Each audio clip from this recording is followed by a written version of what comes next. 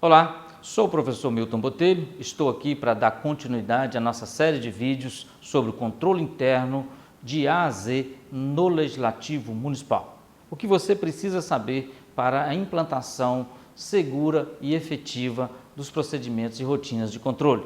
Nesse vídeo, quero abordar especificamente sobre patrimônio municipal sob guarda, responsabilidade e administração do Legislativo. Ao longo do vídeo, estarei respondendo algumas perguntas, tais como: é necessário um regulamento do patrimônio público? A Câmara Municipal possui bens? O que é tombamento de bens públicos? Como fazer a avaliação, reavaliação e redução ao valor recuperável? Quem faz depreciação e amortização de bens? O Poder Executivo é quem tem competência para normatizar a gestão patrimonial? Sou autor de um livro específico sobre patrimônio público municipal, que é uma forma de manual para atender todas as regras sobre gestão de patrimônio público conforme as normas brasileiras de contabilidade aplicada ao setor público. A primeira ferramenta a ser preparada para uma boa gestão de patrimônio, catalogação e identificação de bens públicos é um sistema informatizado adequado às novas demandas. É preciso ter em mente que nós temos novos conceitos sobre patrimônio público e não está sendo editada novas leis para que essas regras sejam obedecidas. Nós estamos falando de normas brasileiras de contabilidade aplicadas ao setor público em um processo desde 2008, já está em andamento e as normas publicadas pelo Conselho Federal de Contabilidade. O sistema é o primeiro passo a ser analisado pela área de patrimônio para ter sucesso no objetivo desta aula, inclusive, que é a preparação do inventário geral dos bens. Os sistemas precisam estar adequados às normas contábeis e proporcionam condições de gestão de patrimônio, especialmente quanto às informações de cadastro, que serão necessárias para um inventário que atenda todas as regras da área patrimonial, bem como da gestão de patrimônio. A adequação da área de patrimônio é outro ponto importante. Os órgãos de controle interno, que teria a responsabilidade constitucional de avaliar a implantação dessas normas, é totalmente indiferente à aplicação das regras em muitos municípios brasileiros. Lembrando que, no caput do artigo 70 da Constituição, é obrigação a fiscalização do patrimônio por parte dos órgãos de controle interno. O caput do artigo 70 da Constituição Federal menciona que a fiscalização contábil, financeira, orçamentária, operacional e patrimonial da administração pública, direta e indireta, quanto à legalidade, à legitimidade, à economicidade, aplicações de subvenções e renúncia de receitas, será fiscalizada pelo sistema de controle interno. Olha, o artigo 74 também da Constituição deixa bem claro: os poderes legislativo e executivo manterão de forma integrada o sistema de controle interno. Inclusive, é obrigação dos órgãos de controle interno, conforme o inciso 2 do mesmo artigo, comprovar a legalidade e avaliar os resultados quanto à eficácia e à eficiência da gestão orçamentária, financeira e patrimonial.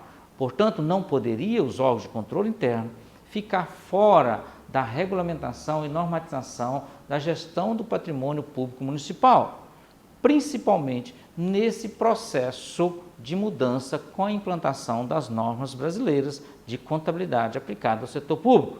É preciso que os órgãos públicos municipais tenham consciência de que o Poder Executivo tem a obrigatoriedade de estar regulamentando a gestão do patrimônio público, estabelecendo regra através de decreto que venha a valer para todas as unidades administrativas do município, tanto na administração direta quanto na administração indireta. Bom, a evidenciação do patrimônio, ela é responsabilidade da contabilidade. Obviamente, a contabilidade registra no seu balanço a evidenciação do patrimônio, através de quê? Dos inventários, que são fornecidos e informados por sistemas integrados. Mas é preciso esclarecer que a evidenciação ela só vai ocorrer se a área contábil receber as informações fidedignas aos registros. Não cabe à contabilidade fazer inventário, e sim cabe a cada unidade administrativa, e obviamente a área de patrimônio é responsável pela consolidação desses inventários. Portanto, quem tem que gerar essas informações para serem registradas na contabilidade, tais como evidenciação, são as atribuições das unidades administrativas específicas e de grupos de trabalhos ou comissões que foram constituídos para esses fins. Portanto, a responsabilidade são dos administradores e gestores de bens públicos. Quanto à área de patrimônio nas prefeituras municipais, principalmente aquelas prefeituras em municípios de pequeno porte em todo o Brasil, elas possuem uma carência muito grande para implementar as normas de patrimônio, como, por exemplo, se é feito o inventário de forma adequada, se faz a depreciação, se faz a contabilização adequada de custos acessórios, se define vida útil dos bens, como se define vida útil dos bens, né? Como faz a depreciação, qual o método utilizado para fazer a depreciação, se faz o impairment, valor residual e assim por diante. Existem regras definidas para tudo isso? Na maioria das vezes, as unidades administrativas de patrimônio nas prefeituras só controlam lista de patrimônios. Isso não é gestão de patrimônio. Gestão de patrimônio envolve uma série de outros atos que estaremos abordando nesse vídeo. Uma das discussões iniciais que se fala em patrimônio é quem é o responsável para fazer o inventário, quem é o responsável para evidenciar, depreciar e assim por diante. É uma conversa que nós ouvimos há muitos anos na prefeitura, quando se fala em gestão de patrimônio, em fazer levantamento de patrimônio, é obrigatória a constituição de uma comissão. Não existe essa regra bem definida em legislação alguma. As comissões já provaram que não funcionam no levantamento de bens patrimoniais. É preciso de um regulamento onde todos os servidores conheçam as suas obrigações e tenham um manual como proceder de forma igualitária e regular para todas as unidades administrativas. Então vamos invocar aqui uma interpretação dos artigos 94 e 95 da Lei 4.320 para esclarecer essa forma de atuação nos municípios. O artigo 94 da 4.320 ele traz o seguinte texto: haverá registros analíticos. O que são registros analíticos? São cadastro de bens um por um, ou seja, cada bem considerado permanente no município terá um registro, um cadastro, né, no sistema integrado. Portanto, haverá registro analítico de todos os bens de caráter permanente. O bem de caráter permanente é aquele que foi definido pelos critérios estabelecidos pelo município, como, por exemplo, a base. Parágrafo 2º do artigo 15 da Lei 4.320 menciona que serão considerados bens permanentes aqueles que apresentarem capacidade de durabilidade por mais de 2 anos.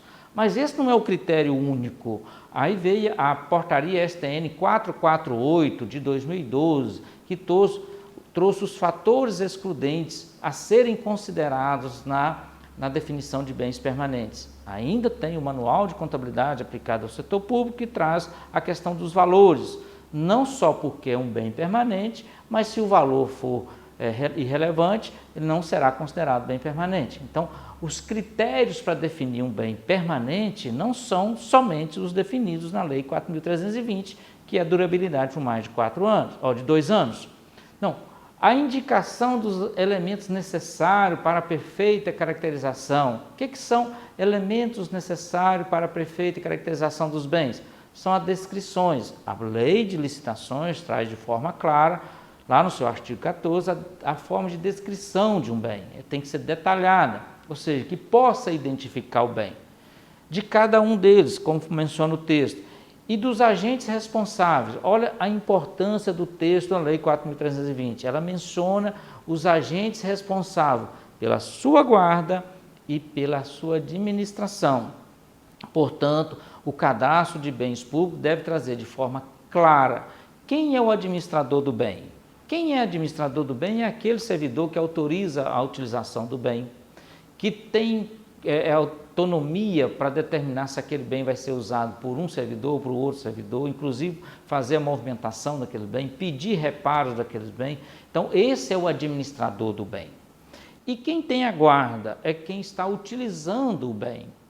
Então, é preciso que isso fique claro no cadastro. Então, o artigo 94 da Lei 4.320, ele traz perfeitas condições para saber que o inventário ele é um por um de cada bem, com as descrições necessárias daqueles bens que foram considerados permanentes e deve informar, inclusive, quem é o responsável pela administração do bem e quem é responsável pela guarda do bem. Isso ficou claro. Os registros analíticos no balanço patrimonial só vão ocorrer se o inventário for feito dentro de uma técnica e informado à área da contabilidade. Já o artigo 95, ele é bem sucinto e específico. Menciona: a contabilidade manterá registro sintético dos bens móveis e imóveis, enquanto o artigo 94 fala que o registro dos bens analíticos, um por um, conforme o cadastro definido. Já o artigo 95 diz que esses bens que constam do inventário serão registrados na contabilidade por registros sintetizados. Ou seja, cabe à contabilidade, como o seu papel principal, registrar os valores patrimoniais conforme o inventário apresentado. Mas aí fica a pergunta: então quer dizer que o cadastro de bens e tombamento de bens só podem ser feitos pela área de patrimônio, correto? E a contabilidade só vai registrar se for informado, ou através de sistema integrado, ou através de inventário, correto? Mas ainda não respondemos a pergunta: quem é que vai fazer o inventário? É uma comissão? É o servidor? Nós já dissemos que cada bem tem o seu administrador e o seu responsável pela guarda. Portanto, o artigo 96 responde essa pergunta com o seguinte texto: o levantamento geral dos bens. Levantamento envolve inventariar, tombar, depreciar. Levantamento quer dizer identificar, catalogar os bens. Móveis e imóveis terá por base o quê? O inventário analítico de cada unidade administrativa. Ou seja, o texto está dizendo: cada unidade administrativa tem o seu inventário, portanto, cabe a ela fazer esse levantamento de bens, mediante, obviamente, de um regulamento. Então, não haverá uma comissão para fazer todo o inventário.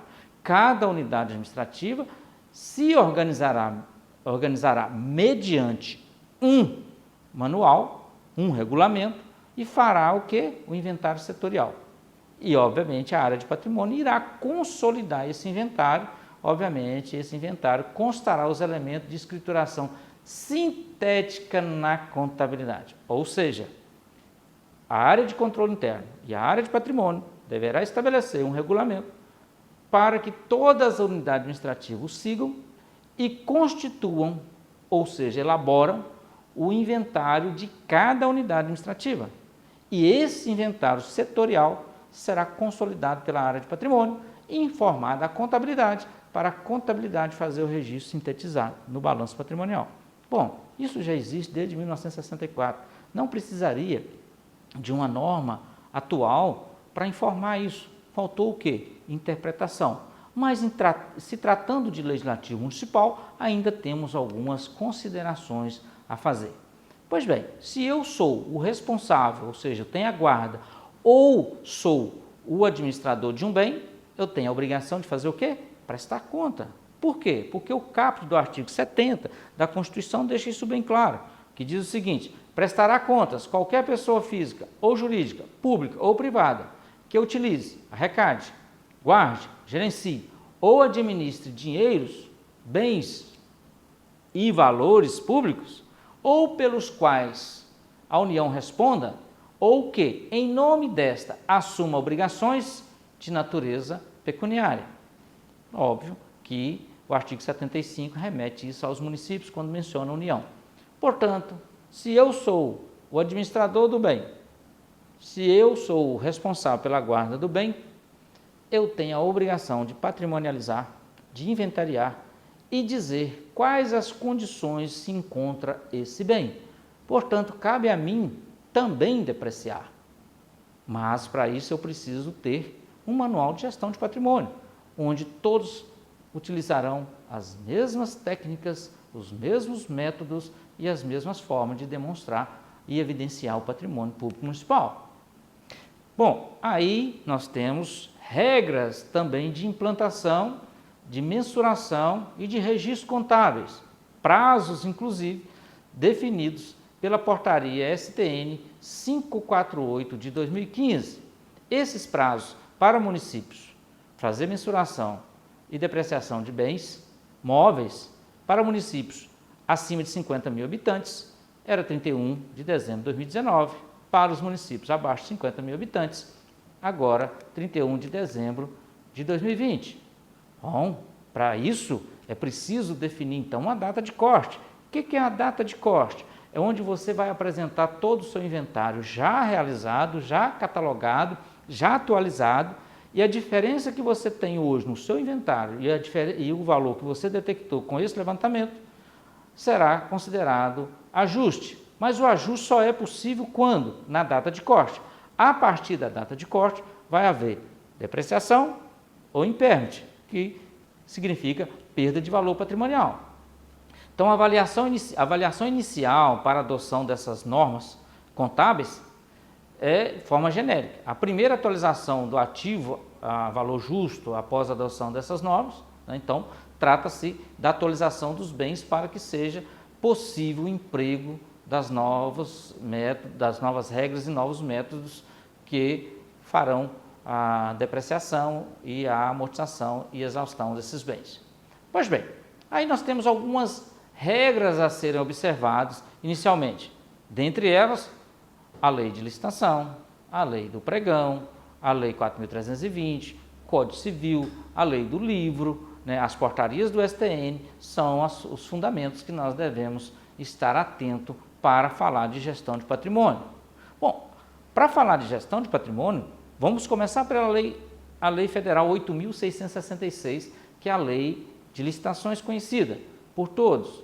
Então, vai lá, a incorporação, ela está inserida nos ditames dessa lei, como, por exemplo, levantamento de demanda, descrição do objeto, aquisição por processo de licitações e compras, recebimentos que poderão ser provisórios ou definitivos, a baixa, que pode ser por alienação, perda, doação, troca ou permuta.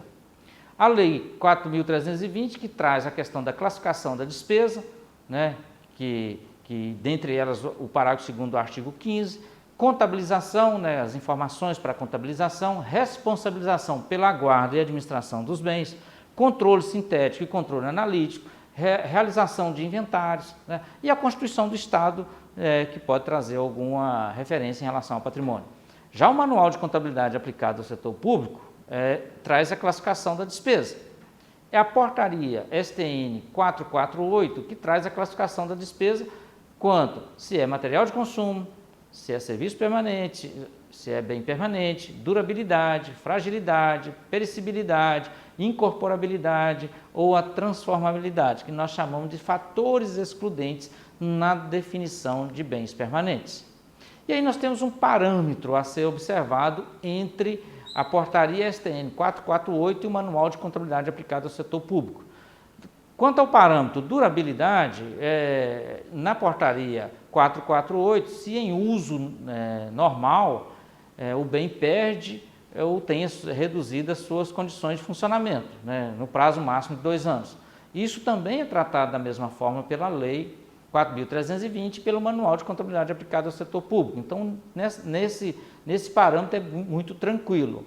Quanto à fragilidade, aí é uma questão de interpretação, porque a fragilidade ela pode estar ligada à destinação do bem, a forma que você vai destinar o bem na sua utilização. Então, na portaria STN 448, é aquele cuja estrutura esteja sujeito à modificação, por ser quebradiço, deformável, né, caracterizando-se pela a irrecuperabilidade ou a perda de sua identidade. Já no manual de contabilidade ao setor público, a estrutura for quebradiça, deformável ou danificável, ou seja, não traz nenhuma diferença de parâmetros nessas questões. Já pericibilidade, pericibilidade, a portaria STN 448 menciona quando sujeito a modificações, modificações químicas ou físicas, ou que se deteriora ou perde sua característica normal de uso, também o Manual de Contabilidade aplicado ao setor público trata isso quando está sujeito a essas modificações químicas ou físicas, e no uso normal. Então também não tem diferença de parâmetro, tanto um quanto o outro. Bom, aí vem a incorporabilidade. O parâmetro incorporabilidade, na portaria 448, é quando é destinado à incorporação a outro bem, Então, você pode estar adquirindo um bem que vai ser incorporado a outro bem de valor relevante. Também o Manual de Contabilidade aplicado ao setor público não traz nenhuma diferença de parâmetro. Quanto ao parâmetro transformabilidade, tanto a portaria STN 448 quanto o Manual de Contabilidade aplicado ao setor público também não faz nenhuma diferença, quando adquirido para fim de transformação, ou seja, é um bem que é considerado permanente, decorrência das suas características, mas ele vai ser transformado em uma outra parte de um outro bem. Pois bem, tudo isso traz para nós a necessidade de pensar no que nós queremos alcançar com isso tudo. Para efeitos de trabalho de contabilização e registro de bens, nós estamos almejando o inventário. Mas o inventário analítico dos bens, ele precisa de algumas técnicas específicas para ser elaborado. Com o inventário, possibilitará não só o controle, a aferição, a identificação e até mesmo a classificação desses bens, mas também podemos estar registrando no nosso balanço patrimonial, lá no nosso ativo, os bens públicos municipais. Mas o objetivo maior disso tudo, todo esse processo de transformação, de registro de patrimônio, é aferir o custo dos serviços públicos prestados pela administração pública. Então, o nosso objetivo é o inventário. O inventário, ele deverá ser analítico, como já falamos, estar sempre atualizado de forma a permitir conhecer todas as características dos bens, seus administradores e seus responsáveis. Considera-se que a base do balanço patrimonial é o levantamento do inventário geral, onde se consegue confirmar a posição de cada elemento do patrimônio público. O inventário deve ser realizado dentro da devida formalidade que vai ser definida no seu regulamento. É importante que a área de patrimônio mantenha o controle dos termos de posse desses bens, do termo de tombamento desses bens, o controle do tombamento, e que emita os inventários, nem que seja de forma eletrônica, com termo de abertura e termo de encerramento. Ou seja, os inventários devem possuir uma certa regularidade e a área de patrimônio que faz esse controle. Durante o levantamento de bens, é natural encontrar inconsistências, como ocorre com sumiço de plaquetas, identificação, adesivos, bens não localizados e bens não tombados, ou seja, não cadastrados. Cabe ao controle interno fiscalizar isso, não a área de patrimônio. A área de patrimônio é responsável pela consolidação e informações dos bens. Quem é o órgão fiscalizador patrimonial, conforme o caput do artigo 70 da Constituição, é o órgão de controle. Então, o trabalho não deve parar por causa disso. Isso deve ser tratado de uma forma separada. Outro ponto importante, que as normas contábeis não falam, e nem tampouco o Manual de Contabilidade aplicado ao setor público, são as modalidades de tombamentos. Essas modalidades de tombamento elas são extremamente importantes para a identificação e gerenciamento desses bens. Então, vamos falar de tombamento. O que é o tombamento e as suas modalidades? O tombamento é o processo de inclusão, ou seja, de entrada de um bem permanente no sistema de controle patrimonial e, obviamente, vai refletir no balanço contábil. Isso significa dizer que o bem que entra no acervo da instituição apresentará igualmente um aporte de recursos no balanço patrimonial. Não poderia ser diferente, né? A modalidade mais comum é a aquisição, ou seja, a modalidade de tombamento dos bens públicos na administração pública é a modalidade de aquisição, que, né, realizada quando o bem é adquirido através de recurso orçamentário, ou seja, a aquisição de bens com interferência na execução orçamentária. Toda aquisição de material através de despesa orçamentária é realizada por empenho e informações sobre o fornecedor. Claro, já gera informação para o cadastro desses bens. Bom, outra modalidade poderia ser comodato e cessão. No termo patrimonial, tanto comodato e cessão não interfere muito porque essas diferenças são tratadas nas leis específicas. Então, são denominações dadas ao empréstimo gratuito de um bem permanente que deve ser restituído após determinado prazo, conforme termo de cessão ou termo de comodato. O comodato é o empréstimo realizado entre um órgão e outro órgão da administração pública. Ambos são realizados através de contrato ou convênio ou termo. Quando da posse, benefícios, risco e controle de bem que não pertence aos órgãos públicos, ou seja, o bem é tombado por comodato, tem seu valor adicionado ao montante de entradas, né, no patrimônio recebedor, inclusive proceder à depreciação conforme as normas brasileiras de contabilidade aplicada ao setor público, obviamente, para apurar o custo dos serviços públicos produzidos por esse bem. Outra modalidade é a doação, né? A doação significa transferência de propriedade de bens permanentes para outro órgão. O termo de doação deve ser emitido pela entidade doadora e deve apresentar todos os elementos identificadores de um bem, tais como descrição detalhada, valor de aquisição, data de aquisição ou de entrega do bem ao órgão recebedor. Ou seja, o processo interno, administrativo interno, dará todas as informações necessárias para identificar esse bem no balanço patrimonial.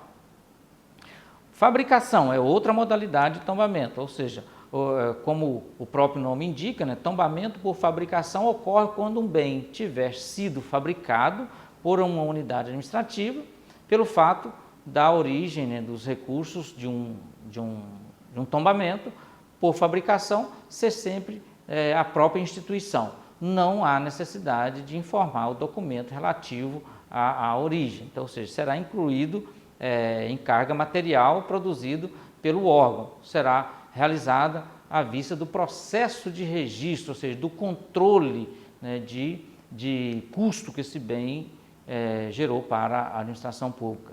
Outros bens que poderão ser tombados por incorporação é o tombamento que é feito a partir de um ofício do dirigente da unidade administrativa, né, demonstrando a operação. Um tombamento por incorporação ocorre quando não é possível identificar a origem dos recursos de um bem que se encontre pelo menos há 2 exercícios no poder do órgão público.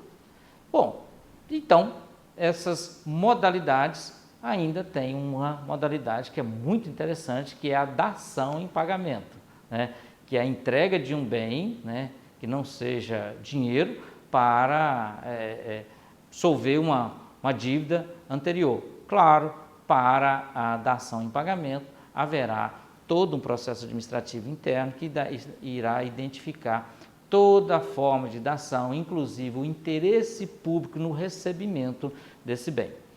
E a outra modalidade que nós tratamos aqui é a permuta ou troca, que também é bem claro, onde não há nenhum prejuízo para a administração pública em termos de valores do ativo. Mas a permuta ou troca também deve comprovar de forma clara, né, o interesse público no recebimento desses bens, ou seja, na operação. Bom, então chegamos ao inventário físico dos bens públicos, é isso que nós queremos, né? Inclusive como isso vai acontecer. O primeiro passo de quem está trabalhando com bens públicos é criar um ciclo de inventário patrimonial. A gente chama de inventário analítico, setoriais e com cronograma para ser consolidado. Então, para entender um ciclo patrimonial, a área de patrimônio, contabilidade e o controle interno deve definir um cronograma a ser cumprido. O primeiro passo desse cronograma é quanto tempo levaremos para concluir todo o trabalho de inventário. O primeiro passo é definir, claro, obviamente, um regulamento.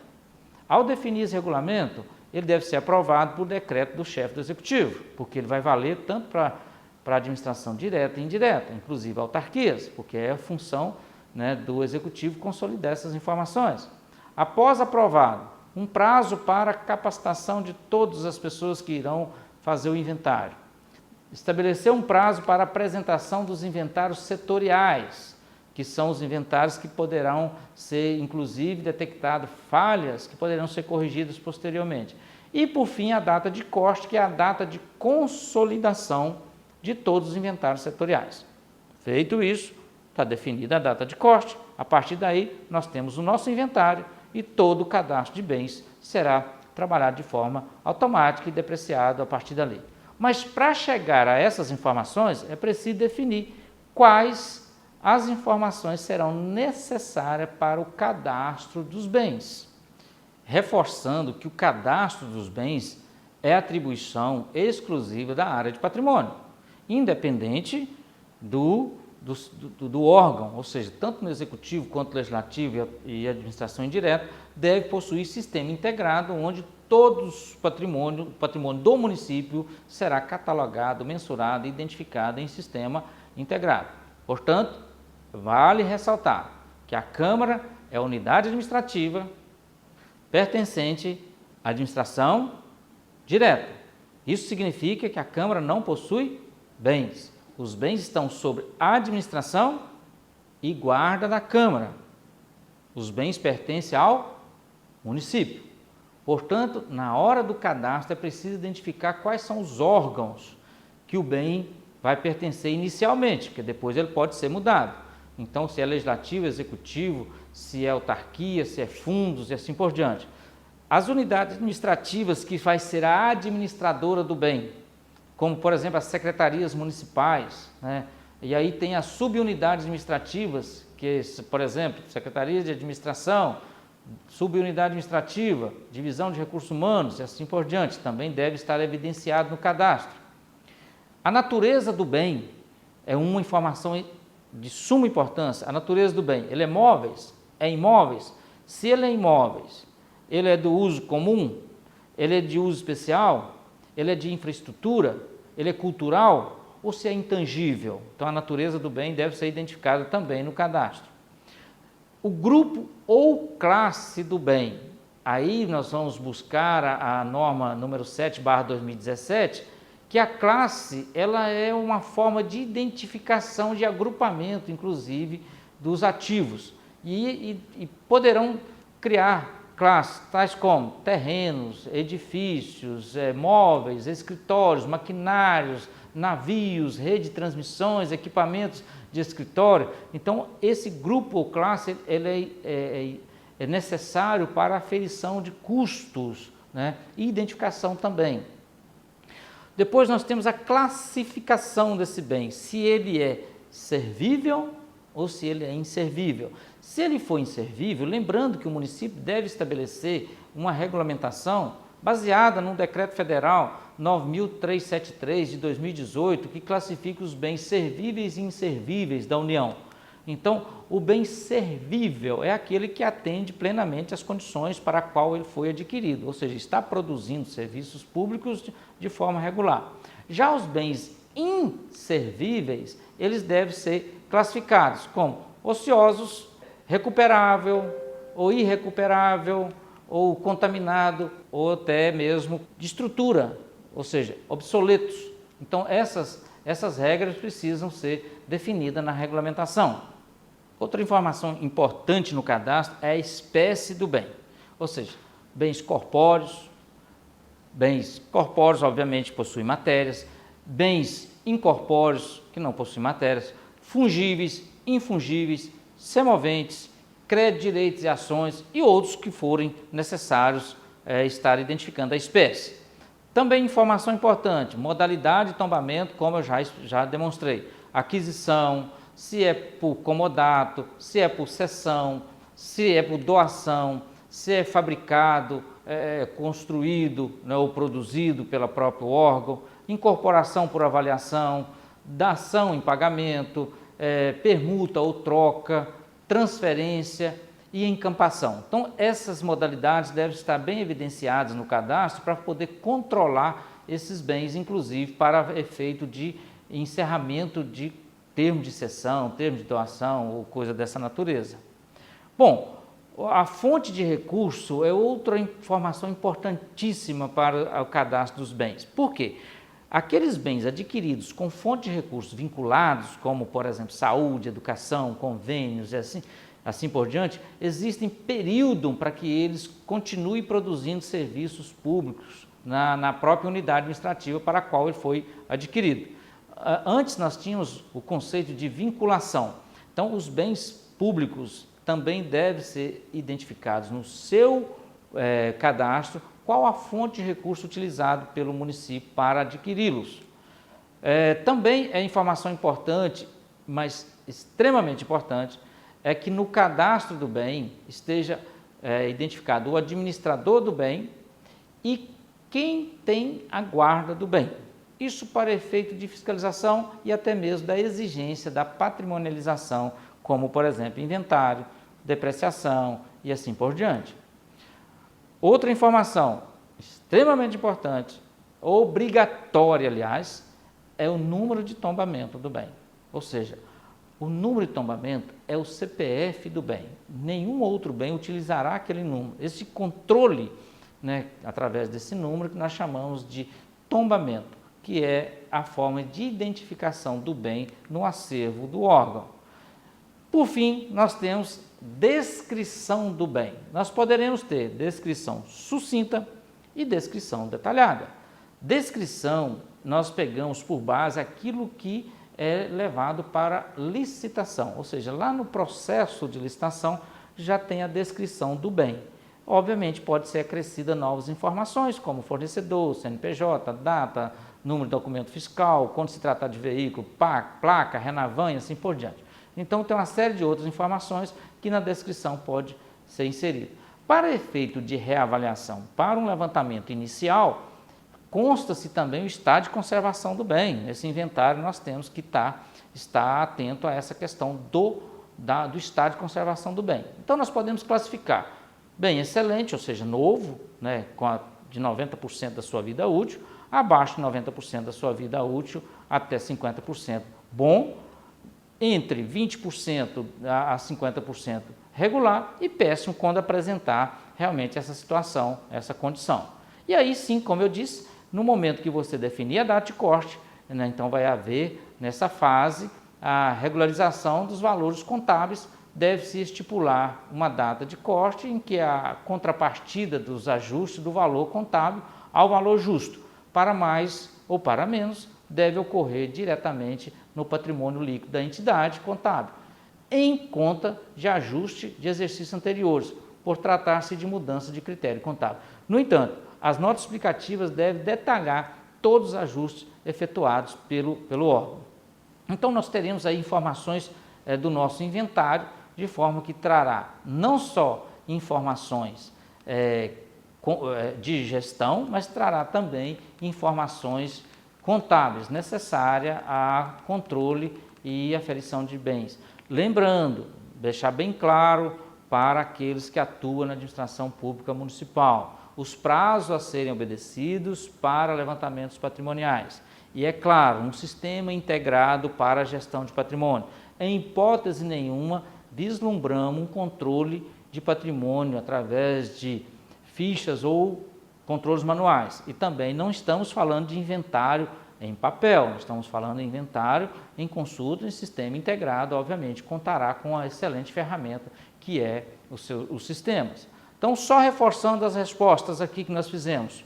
É necessário um regulamento de patrimônio público municipal? Essencial. O próprio manual de contabilidade aplicado ao setor público deixa claro que é necessário a regulamentação, onde todas as unidades administrativas do município falará a mesma língua, ou seja, a regra aplicada para um vai servir para todos.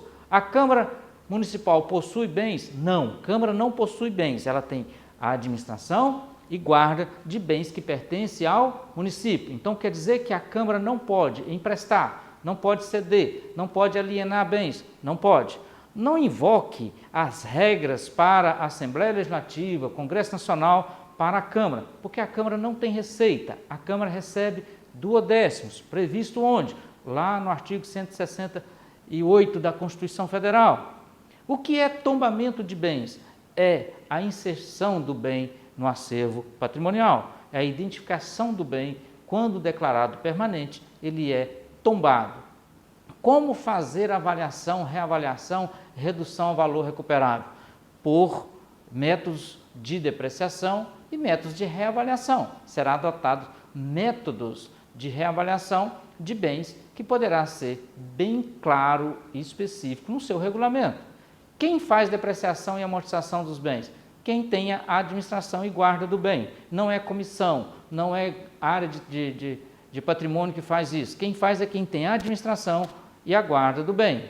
Pode o executivo, que tem competência para normatizar a gestão de patrimônio? Gestão de patrimônio é obrigação do Poder Executivo. O Poder Executivo ele terá que estabelecer regulamento para valer tanto para a administração direta e administração indireta. Assim, ficam as dicas sobre patrimônio no Poder Legislativo Municipal. Se você gostou dessas dicas, continue, não perca os próximos, siga as nossas redes sociais para continuar tendo acesso a mais conteúdos como este.